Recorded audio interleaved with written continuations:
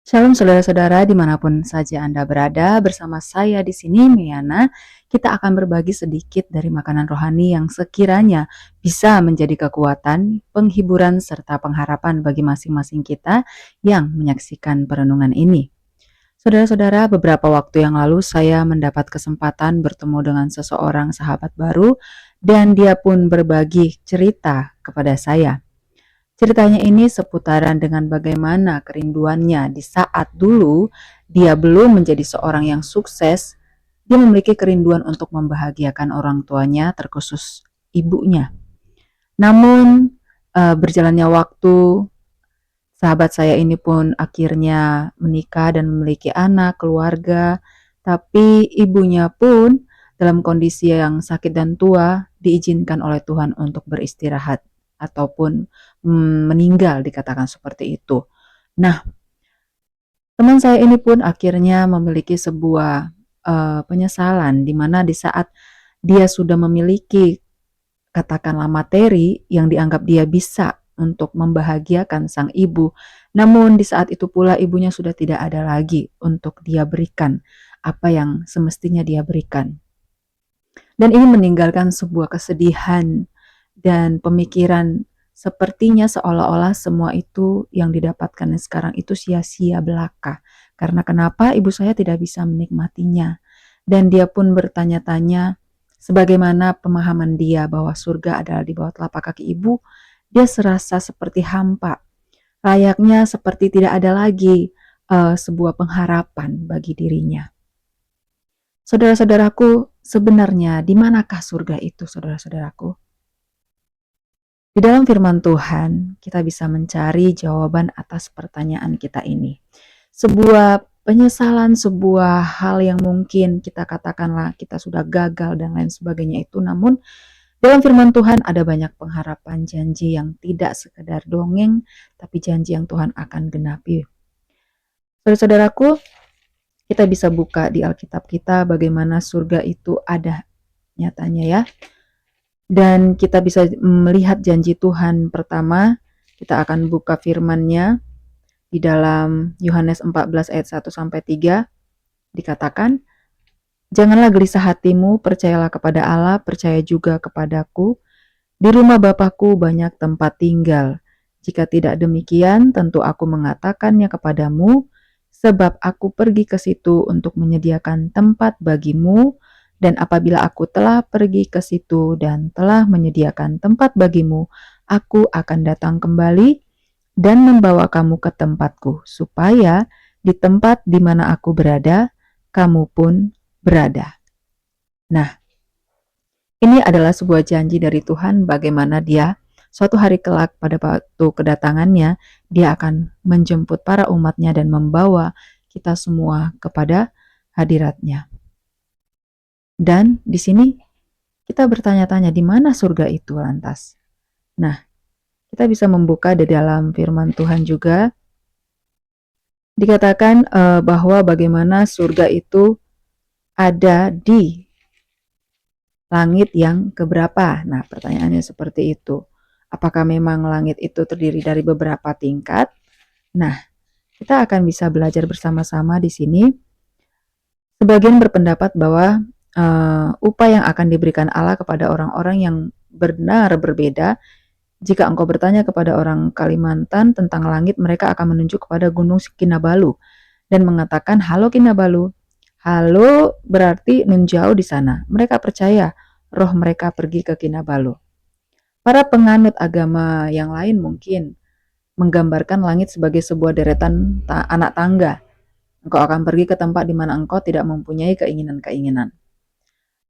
Lantas di kepercayaan yang lain juga mempunyai keyakinan bagaimana kepercayaan perpindahan jiwa.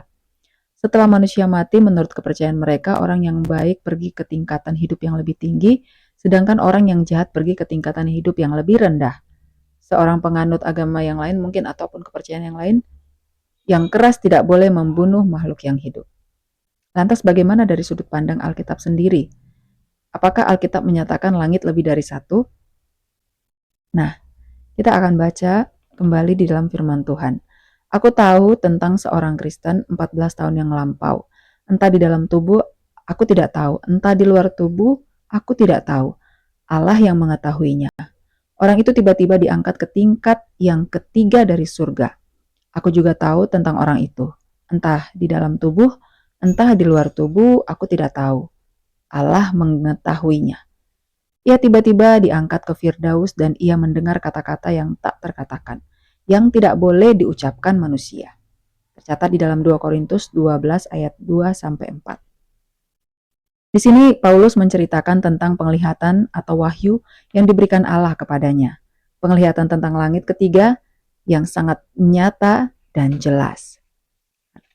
Nah, dengan fakta itu, maka kita akan melihat di sini pembagian daripada ketiga langit ini. Di manakah langit yang pertama? Lalu Allah menamai cakrawala itu langit, jadilah petang dan jadilah pagi. Itulah hari kedua.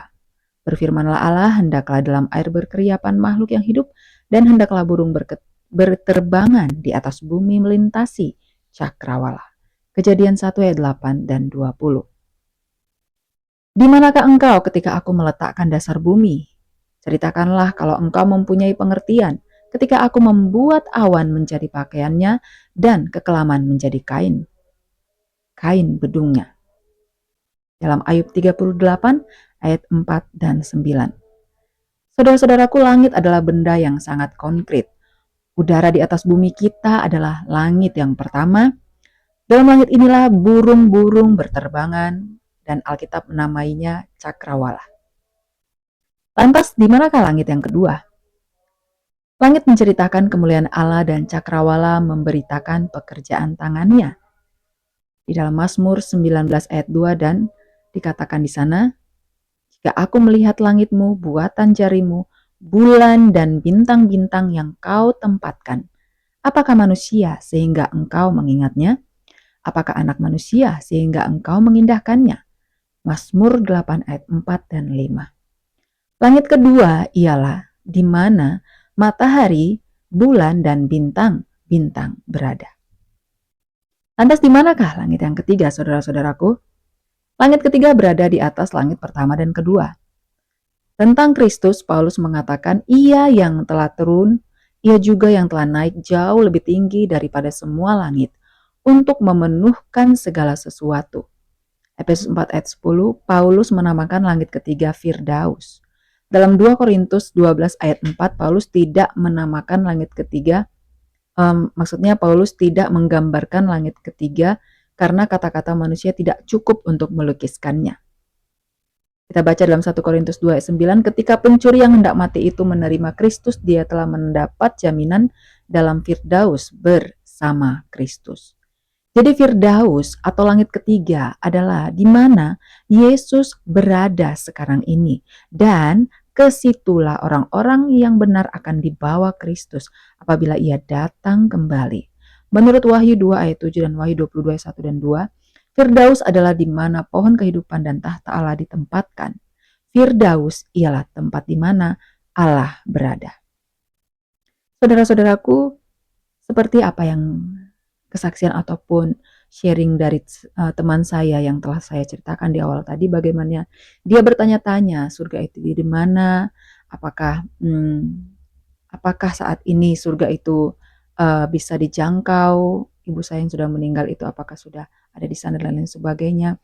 Faktanya kita sudah bisa melihat kondisi bagaimana surga itu berada saat ini, dan pembelajaran yang sangat panjang untuk bisa memahami lebih jauh lagi tentang mungkin akan ada lanjutan selanjutnya bagaimana kondisi orang mati, di mana tadi sahabat saya menceritakan ibu saya itu sebenarnya merasakan nggak sih sekarang apa yang saya rasakan dengan harta saya yang sudah saya miliki sekarang, seperti itu. Namun itu mungkin pembelajaran yang berbeda ya saudara-saudaraku. Namun saat ini kita mau memahami bagaimana surga itu adalah ada dan Tuhan berjanji akan membawa kita ke sana pada hari Dia akan kembali, dan Dia sementara mempersiapkan tempat itu bagi kita. Bagian kita saat ini adalah mempersiapkan diri kita agar kita layak untuk bisa masuk ke dalam kerajaannya yang kekal itu. Kira-kira demikianlah pembelajaran kita dan pengharapan kita, dan biarlah kita semakin berserah dan mengandalkan Tuhan untuk bisa membentuk kita seperti yang Dia kehendaki agar kita bisa layak dan dibawa bersama-sama dengan